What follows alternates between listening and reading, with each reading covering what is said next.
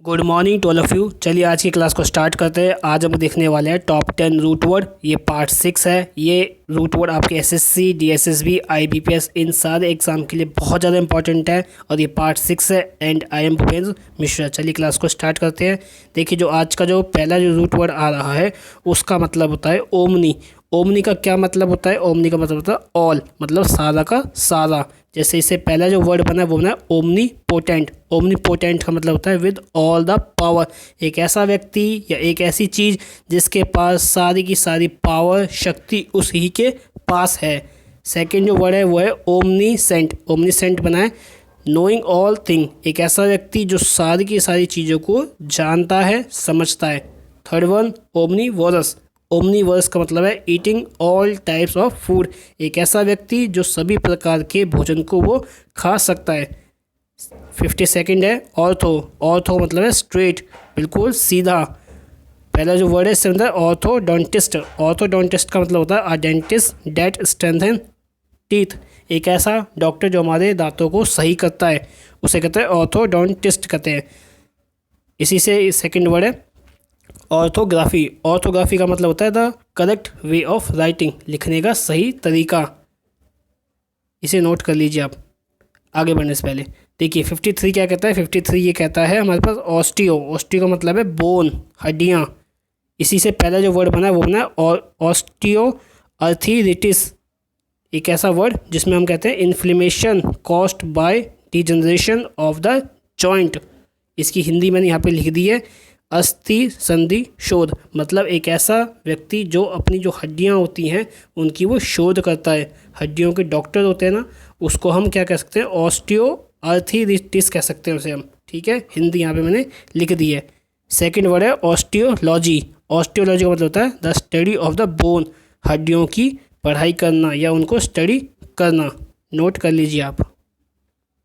54th क्या कहता है? नॉट। पहला जो है नॉट है। नॉट क्या कहता है हमसे? नॉट कहता है मार्क, किसी चीज़ को मार्क करना। ये नॉट नहीं वाला नहीं है, ये मार्क। किसी चीज़ को हम कहते हैं ये बहुत ज़्यादा इंपॉर्टेंट है, मोस्ट इम्पॉर्टेंट है, इसको मार्क कर लीजिए, तो ये वो वाला नोट है। इसी से वर्ड बनता है नोटेबल। नोटेबल का मतलब होता है marked as worthy of attention. उसे मार्क कर लो, बहुत ही ज़्यादा इंपॉर्टेंट है। ये तो आपके क्वेश्चन पेपर में आने वाला है।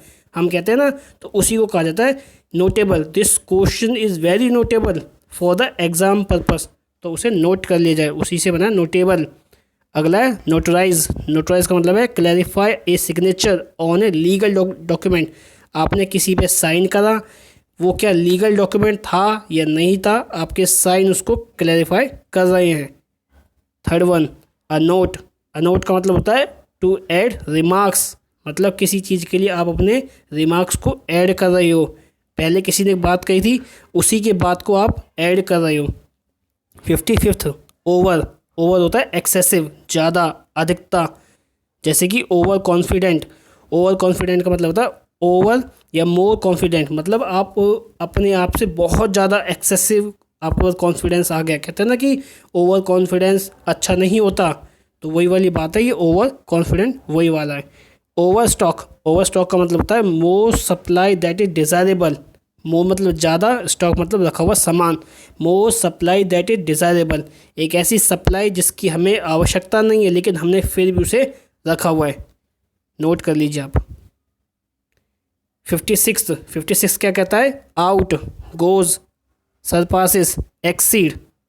जैसे कि out going, being of lively. मतलब एक ऐसा व्यक्ति जो अभी भी जिंदा है, जिसके अंदर अभी भी जिंदगी बसती है। Out doing.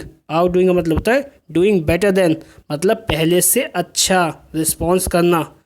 आउटडोर। आउटडोर मतलब बाहर। इन सब का मतलब एक ही है। जैसे गोज हो गया, सरपासिस हो गया, एक्सट्रीड हो गया, किसी चीज़ को अंदर से बाहर लेके जाना या पहली जो सिचुएशन थी उससे उसको उभर जाना। ठीक है, इसका मतलब है आउट। 57 देखते हैं। 57 क्या कहता है? ऑक्सी। ऑक्सी मतलब होता है बिल्कुल शार्प, एकदम बिल्कुल शार्प है। जैसे कि oxymoron, combining two ideal that sharply contradict other. मतलब आपने दो चीज़ों को बिल्कुल ए और बी को आपस में खड़ा खड़ा कर दिया हमने सामने, जो कि एक दूसरे के बिल्कुल ही शार्पली कॉन्ट्रोडिक्ट हैं। ठीक है, उसको कहा जाएगा ऑक्सी मॉडर्न। और ऑक्सीमोरन से पहले जो ऑक्सी जो रूट वर्ड है उसको कह देता है शार्प। आप इसको नोट कर लीजिए। देखिए अगला क्या कहता है हमारे पे, अगला है 58 क्या कहता है, पेन। पेन है PAN। पेन क्या कहता है, ऑल, एनी, एवरीवन, जैसे कि Panacea, a cure for all diseases और प्रॉब्लम। कहते हैं ना कि ये किताब आपके लिए बहुत अच्छी है, तो वो क्या कहते हैं, this book is a Panacea.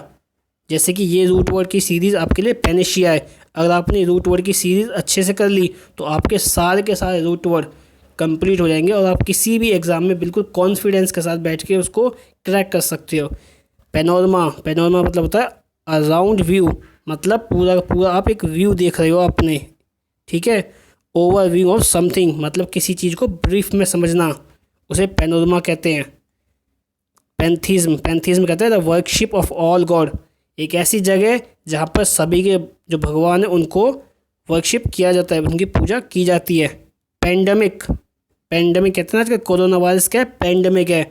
Corona virus is a global pandemic, मतलब जो कोरोना वायरस है वो पूरी दुनिया को इफेक्ट कर रहा है, वो एक देश को नहीं कर रहा या एक छोटे से प्रांत को नहीं कर रहा, वो सभी को अफेक्ट कर रहा है, तो वो पेंडेमिक है। पेंडेमिक मतलब है अफेक्टिंग ऑल। देखिए पेन का मतलब क्या होता है, ऑल, तो एक ऐसी बीमारी या एक ऐसी चीज़ जो पूरे सब को परेशान कर रही है उसे कहते हैं पेंडेमिक। तो पेन का मतलब याद कर लीजिए, ऑल, एनी या एवरीवन, जो हर किसी को परेशान कर रही है, जिसका लेना देना हर व्यक्ति विशेष से होता है। 59 आज का 59 क्या कहता है, पैरा। पैरा का होता है बिसाइड, बियॉन्ड, एबनॉर्मल, जैसे कि parasite, an organism that lives on and of another living being, एक ऐसा ऑर्गेनिज्म वो live on and of another living being रहता है, ठीक है। अगला है पैराग्राफ। पैराग्राफ क्या होता है आपको पता ही है कि पैराग्राफ में लिखना चाहिए हमें, तो a portion of a written document, कहते हैं ना एक पैराग्राफ ये हो गया एक ये हो गया, तो इसको कहते हैं रिटन पैराग्राफ। ये पैराग्राफ 1 है, ये पैराग्राफ 2 है, ठीक है। 60 क्या कहता है, 60 कहता है पाथ, फीलिंग, इसका मतलब है फीलिंग, इमोशन, जैसे कि एंटीपैथी। देखिए यहाँ पे रूट वर्ड आपके पीछे मिलेगा आपको, देखो पीछे है, मैंने कहा ना रूट वर्ड आपको आगे मिल सकता है, पीछे मिल सकता है, बीच में मिल सकता है, कहीं पर भी मिले उसका मतलब सेम होगा। जैसे कि एंटीपैथी, इसका मतलब है अ फीलिंग्स ऑफ ग्रेट डिसलाइक, एक ऐसी भावना जिसमें आपको कुछ भी अच्छा नहीं लगता, उसे क्या कहते हैं, एंटीपैथी कहते हैं। अपैथी, अपैथी होता है अ लैक ऑफ फीलिंग और इंटरेस्ट। एपैथी और एंटीपैथी में थोड़ा थोड़ा सिमिलरिटी है, लेकिन ये है कि आपकी जो फीलिंग्स हैं आपको थोड़ा अच्छा नहीं लग रहा, अ लैक ऑफ फीलिंग और इंटरेस्ट। तो मतलब पैथ कहीं भी आ जाए, पाथ कहीं भी आ जाए, तो उसका मतलब यही होगा कि आपको जो फीलिंग है, जो इमोशंस हैं, जो आपकी भावनाएं, वो अच्छी हैं नहीं है, ठीक है, नोट कर लीजिए। तो ये थे आज के टॉप 10 रूट वर्ड। अगर मेरा काम पसंद आता है तो इस चैनल को कर दीजिए सब्सक्राइब। Thank you.